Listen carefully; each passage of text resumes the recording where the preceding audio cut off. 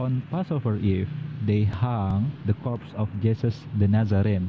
Pada malam Paskah, orang-orang Yahudi telah menggantung tubuh mayat yang telah mati. Mayat siapa? Yesus dari Nazaret. After they kill him, setelah mereka membunuhnya, by way of stoning, setelah dirajam dengan batu sampai mati. Jadi dirajam dulu, dilempari batu sampai mati. Ini catatan Yahudi nih. Baru digantung, bukan disalibkan. Orang Yahudi saja tidak pernah menyatakan ada peristiwa penyaliban Yesus. Tidak ada peristiwa penyaliban Yesus. Yang ada mereka berajam sampai mati, lalu mayatnya digantung.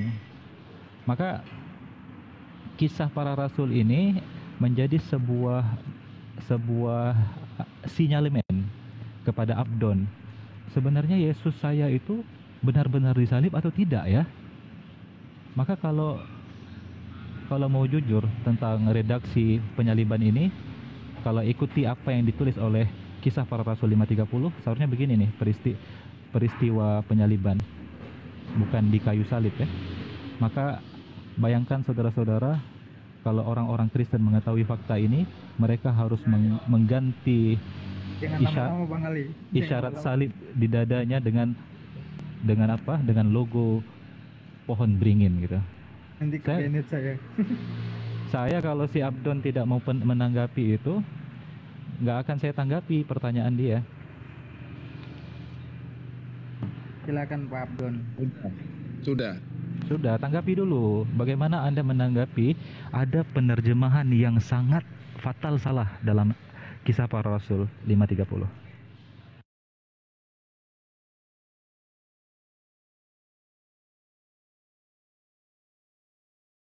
Coba kita ambil ya. Anda mengatakan tidak ada salib di situ itu. Anda itu sudah saya bilangin, Anda itu menantang daripada Qur'anmu sendiri. Di Al-Maidah itu. Jangan berpolemik lah. Biarkan dulu saya, biar saya jawab nanti ya. Di dalam Quran. Iya, nanti saya bantah, biarkan dulu saya. Kan Anda membacakan Alkitab, saya juga boleh dong membacakan tentang Quran. Kenapa kau Anda melarang saya? Al-Maidah itu, di surat 5 itu, Al-Maidah ayat 33, itu tentang salib. Anda membaca di luar daripada Quran, Anda percaya. Quranmu sendiri Anda tidak percaya, itu kenapa? Lalu Anda membacakan tentang Kisah Para Rasul. Ya. Kisah Para Rasul ayat 30 ya. Allah nenek moyang kita telah membangkitkan Yesus yang kamu gantung pada kayu salib dan kamu bunuh.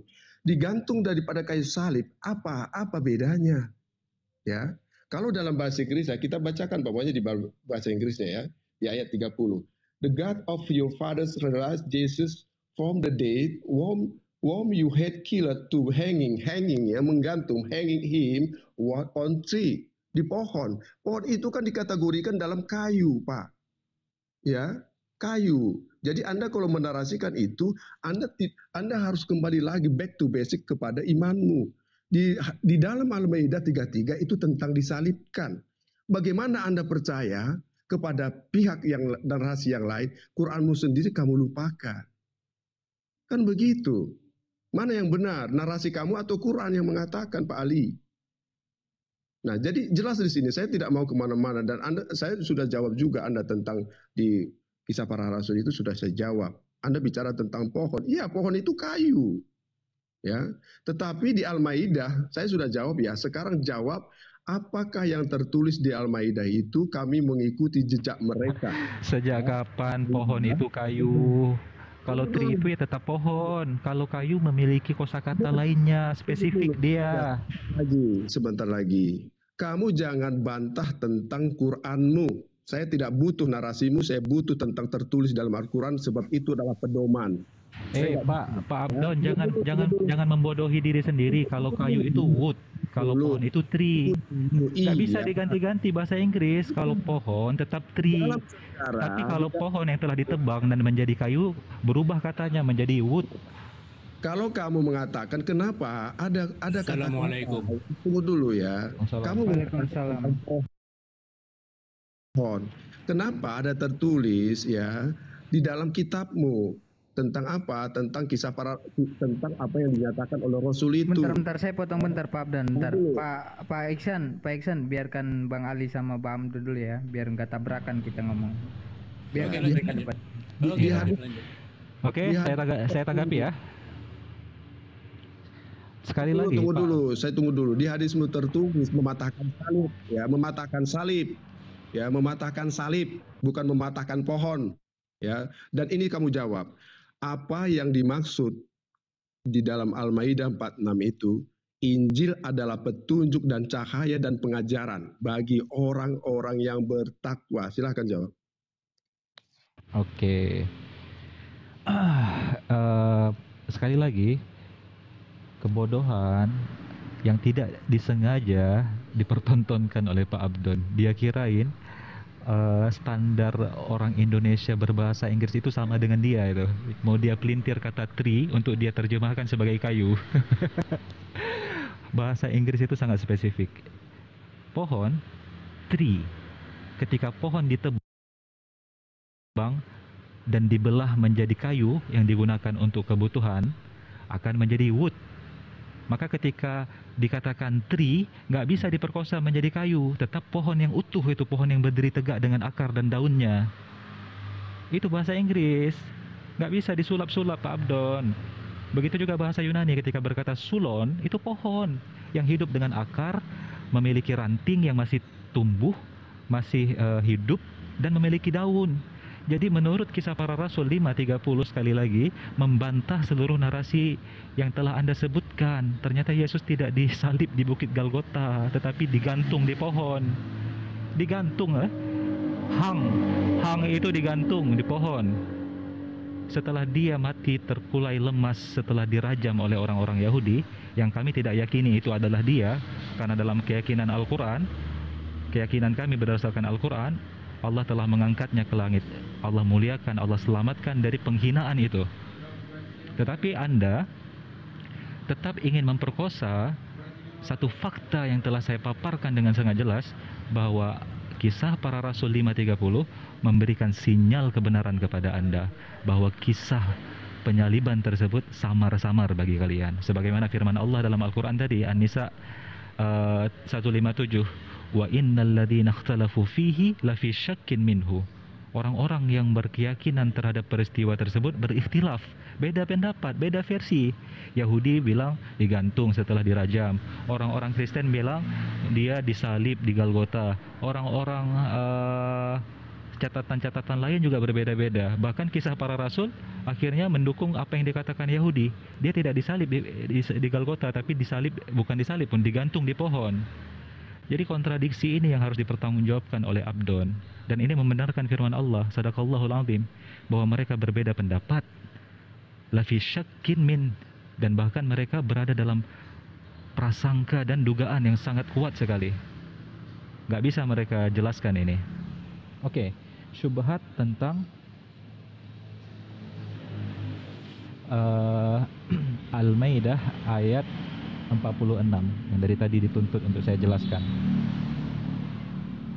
Oke, beginilah kekuatan bahasa Arab Pak Abdon ya. Allah Subhanahu wa taala menarasikan dengan fi'il madhi, waqafa, waqafaina, fi'il madhi, peristiwa yang telah terjadi. Waqafaina ala asarihim bi Isa bin Maryam. Kita lanjutkan.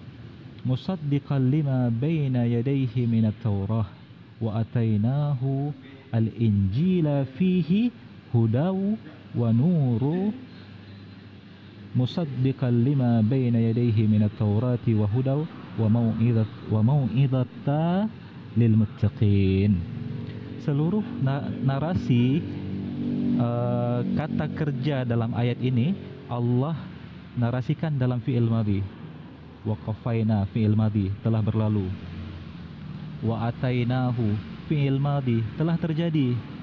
Ini semua bercerita tentang peristiwa ketika Isa putra Maryam berada dan hidup di situ, di era itu. Maka Allah katakan, kami iringkan jejak mereka dengan Isa putra Maryam, yaitu kepada Bani Israel, membenarkan kitab sebelumnya. telah terjadi semua. Benar. Bahwasanya Allah telah mengirimkan Nabi Isa putra Maryam kepada Bani Israel, yang mana kedatangannya tersebut membenarkan kitab sebelumnya. Kitab apa? Kitab Taurat. Lalu apa Allah katakan? Wa atainahul Injil. Dan Allah berikan juga, Allah telah berikan kepada Isa putra Maryam kitab Injil, yang di dalamnya ada petunjuk dan cahaya. Benar, kami imani hal tersebut dan membenarkan kitab yang sebelumnya. Benar, yaitu kitab Taurat, dan menjadi petunjuk serta pengajaran untuk orang-orang bertakwa di masa itu.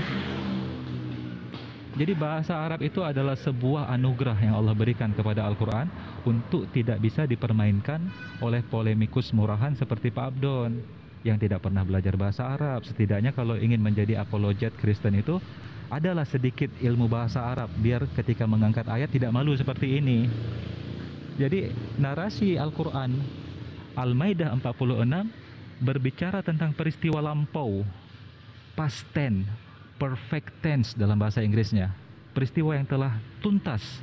Makanya fi'il maldi, jumlah maldiyah dalam bahasa Arab, kalimat yang telah tuntas, telah terjadi, telah lampau. Itu pelajaran bahasa Arab yang paling simpel ya saya berikan kepada Anda. Silakan.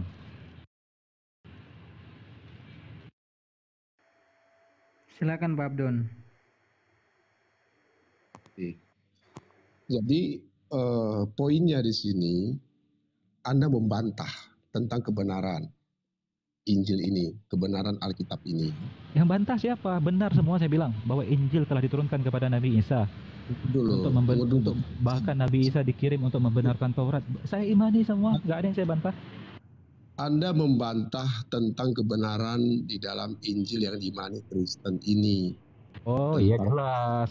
Kalau Injil yang Anda pegang itu Injil abal-abal, ya jelas saya bantah. Ya, nggak apa-apa. Tunggu dulu, sabar ya. Sabar Ali. Jadi dalam hal ini, kalau Anda bicara tentang saya tidak tahu saya tidak tahu membaca dalam bahasa Arabnya, kamu jangan menghina seseorang yang dikatakan umi. Oke? Nggak boleh. Itu nggak boleh. Saya nggak lari kemana-mana. Saya menghargai ilmu dalam, walaupun ini terjemahan, saya mengakui karena ini umum. Sudah dibaca oleh orang-orang yang tahu tentang bahasa. Tata bahasa Arab diperstrain ke Indonesia. Ya. Dan ini saya pakai. Kalaupun ini salah, Anda harus benarkan itu salah Pak Abdon terjemahannya. Itu baru saya akui Anda itu tahu tentang bahasa. Oke? Nah, di Al-Maidah itu tertulis dengan jelas. Dan kami itu kamu lingkari, kami itu siapa Ali? Dan kami teruskan jejak mereka. Mereka itu siapa Ali? Dengan mengutus Isa putra Maryam. Isa putra Maryam itu siapa? Abdon, topik basi. Kalau kamu tanya tentang kami itu basi sudah. Nggak apa-apa, biar Bang Iksan, biar Bang Ali aja yang ini. Kalau bagi saya, kitab suci itu ayat-ayatnya nggak basi Pak. Sampai di akhir akhirat nanti. Ini nggak basi. Saya menghargai ini ayat-ayat ini. Kalau kamu tanya tentang kami dalam Al-Quran itu basi pertanyaanmu. Udah berulang-ulang dijawab. Dasar kalian aja geblek. Udah.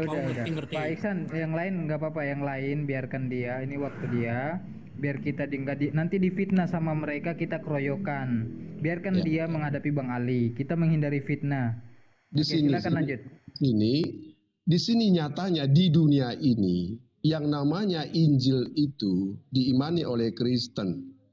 Ya, kitab Injil itu diimani oleh Kristen dan ada dan bukan hilang dan nyata ini bisa dibeli dimanapun, di Gramedia apapun, di toko buku ada. Nah, tinggal kepercayaan atau tidak. Yang saya maksud di Al-Maidah 46 inilah ayat-ayat yang sebenarnya menjadi pedoman bagi orang-orang yang mengimani kitab itu. Kitab Quran ini, saya nggak boleh dikatakan basi. Bagi saya tidak ada basi. Ini pembelajaran buat saya tentang pengetahuan. Ya, di sini tertulis membenarkan bahwa Isa putra Maria membenarkan kitab yang sebelumnya yaitu Taurat. Ya benar. Di dalam kekristenan juga tentang pengajaran Yesus menggenapi. Menggenapi itu artinya membenarkan. Oke? Nah, itu sudah dilakukan.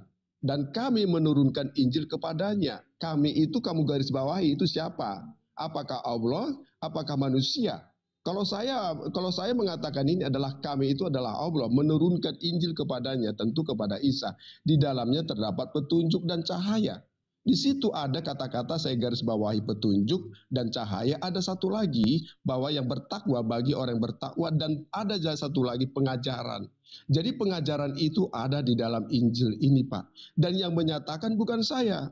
Ini Quran, Pak. Bagaimana Anda menantang tentang Injil yang diimani Kristen, sedangkan yang ini tertulis di Al-Maidah 46. Itu yang saya maksud, coba dijawab, dikelirkan, apakah Injil yang tertulis di Al-Maidah ini bukan Injil yang diimani Kristen? Tolong dijawab, silakan. Oke, saya jawab singkat ya. Sebentar Bang Ali. Sebentar aja, sedikit aja. Injil di dalam Alkitab itu hanya 4 Injil, itu adalah doktrin Paulus yang diperintah Paulus harus mengikuti apa-apa katanya. Injil Matius, Markus, Yohanes itu ya, satu lagi apa lagi. Kalau Anda mengimani Injil, Anda pasti tahu dengan 45 Injil yang ada. Semua itu mestinya kau imani semua. Lanjut. Oke, lanjut ke Bang Ali. Silakan Bang Ali. Oke.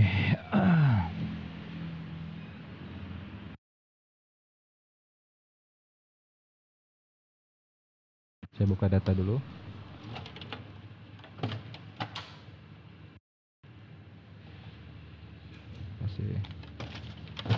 Dalam Al-Baqarah ayat 79, Allah telah mengklirkan polemik dan syubhat ini. Firman Allah Subhanahu wa taala, a'udzubillahi minasyaitonirrajim, fawailul lilladzina yaktubuna alkitaba biaidihim. Kecelakaan besar, neraka, tempat bagi orang-orang yang menulis Alkitab, apakah Injil atau Taurat atau Zabur dari kitab-kitab sebelumnya, biaidihim, dengan tangan mereka sendiri.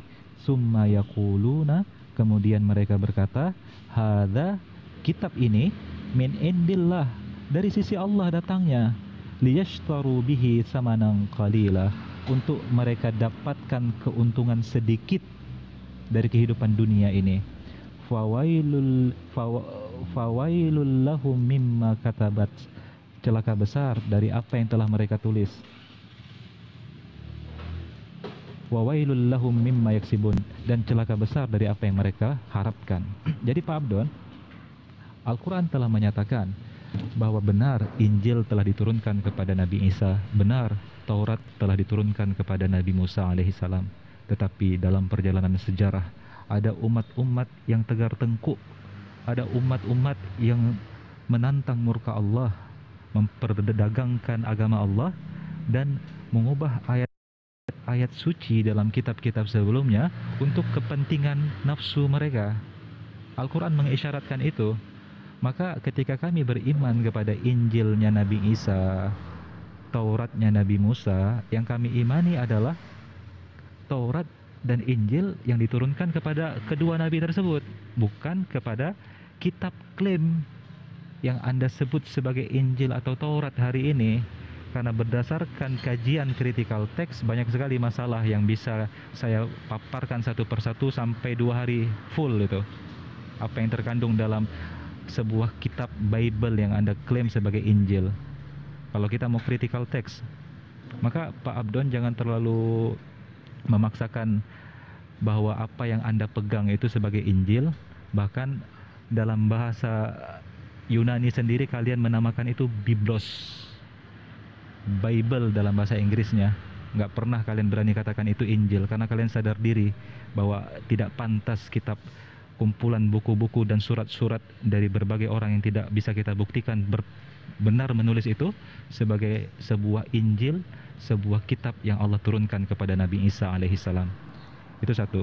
Sekali lagi, kontradiksi tentang kasus, tentang peristiwa, tentang fenomena penyaliban Yesus tidak berani Anda bantah. Artinya Anda sudah, kita clearkan ya tentang pembahasan itu, bahwa benar Bang Ali, kisah para rasul pasal 5 ayat 30 menyatakan kebalikan dari narasi-narasi kami yang lainnya, bahwa Yesus itu disalib di Bukit Golgota, tetapi melalui pengajaran Paulus menyatakan peristiwa tersebut ternyata Yesus digantung di pohon, bukan disalibkan. Maka Pak Abdon segera ganti gerakan mengelambangkan salib di dadamu dengan logo pohon beringin, ya. Kalau Anda beriman kepada Paulus. Lanjut. Saya tidak mendapatkan poin ya Pak Ali ya. Saya mau fokus di Al-Maidah dulu. Di sini jelas Injil ini. Kalau Anda tidak percaya kepada Injil yang dimani oleh Kristen, yang abad pertama. Assalamualaikum warahmatullahi wabarakatuh. Yang sebelum hadirnya ini Al-Quran di abad ke-7. Ini sudah terlebih dahulu ada cerita tentang Yesus di abad pertama. Ya. Lalu saya mau minta fokus dulu Pak Ali. Al-Maidah 46 ini tadi, kalau Anda tidak mengimani Al-Maidah 46 ini bahwa Injil yang dimani oleh Kristen, lalu apakah yang Injil yang manakah Pak Ali yang Anda maksud di dalam Al-Maidah 4 ini? Saya mau fokus dulu ini, baru kita nanti pindah topik. Jawab saya, di Al-Maidah 46 ini, benarkah Injil ini sudah mengatakan petunjuk dan cahaya atau tidak? Kalau memang benar, Injil yang mana yang dimaksud Pak Ali? Tolong dijawab, fokus dulu ke sini. Silakan. Sudah clear bahwa Allah Subhanahu wa taala meneguhkan Nabi Isa sebagai utusannya kepada Bani Israel untuk membenarkan dari kitab yang telah diturunkan kepada nabi-nabi sebelumnya, yaitu Taurat, Zabur, dan seterusnya. Dan Allah juga meneguhkan Nabi Isa alaihissalam dalam Al-Maidah 46 ini, wa atainahul injila fihi hudaw wa nuru musaddiqan lima baina yadayhi. Juga Allah telah berikan kepada Nabi Isa dalam risalah kenabiannya itu, yaitu sebuah kitab bernama Injil. Injil yang mana? Iya, Injil yang itu. Injil yang mana? Injil yang itu, nggak perlu diperdebatkan itu. Lalu mana Injil itu? Ya telah kalian ubah-ubah oleh nenek moyang agama kalian. Telah diubah-ubah demi kepentingan. Mana bukti diubahnya? Banyak. Nanti kalau mau tanya bukti akan saya buktikan satu persatu. Mulai dari ayat-ayat yang bertolak belakang, kontradiksi angka, kemudian ayat-ayat yang tidak pernah ada dalam Vulgata, Codex Sinaiticus Vaticanus, tiba-tiba simsalabim ada di ayat tersebut dalam Bible Anda yang tidak tahu. Ketika kita tanya dari mana ini, mana manuskrip yang mendasarkan ayat ini ada? Nggak ada. Jadi benar sekali firman Allah, fawailul lil ladzina yaktubuna al-kitaba bi aydihim. Celaka besar bagi orang-orang yang telah menulis Alkitab dengan tangan mereka, lalu mengatakan ini firman Allah. Bahkan surat Paulus, surat para rasul kalian jadikan firman suci. Ya, jangan banyak kitab suci. Coba, kalian jadikan. Kalian jadikan kitab suci, surat Paulus. Bahkan ada salah satu isi dari surat Paulus itu mengutip karya sastra Epimanides, seorang dukun Yunani penyembah Zeus. Jadi, ayo berpikirlah. Masa surat dijadikan kitab suci? Paulus menulis surat nih untuk jamaatnya. Lalu kalian katakan itu kitab suci. Itu narasi apa seperti itu? Lanjut aja Pak Abdon. Kalau memang sudah tidak sanggup membela kisah para Rasul 5:30 bahwa Nabi Isa sebenarnya digantung di pohon, bukan disalibkan, ya sudah nyerah aja, turun aja, berikan saya yang lebih berkualitas gitu. Oke, saya tambahkan sedikit Bang Ali ya. Jadi Bang Abdon, kalau Anda mengimani apa-apa yang dikatakan oleh Paulus, selayaknya sewajibnya Anda itu mentuhankan Paulus, bukan Yesus. Karena apa-apa perkataan Yesus itu tidak berlaku pada umat Anda Kristen. Yang berlaku itu perkataan Paulus. Wajar kalau Anda mentuhankan Paulus karena derajat Paulus lebih tinggi daripada Yesus. Bukti, kalau Yesus punya ibu, punya nama lagi, Bunda Maria. Kalau Paulus lebih tinggi derajatnya, nggak punya ibu, nggak punya bapak. Wajib itu dituhankan. Dia melebihi Yesus. Begitu Abdon. Lanjut. Ya, makasih ya buat kawan-kawan ya, makasih ya. Jadi saya tetap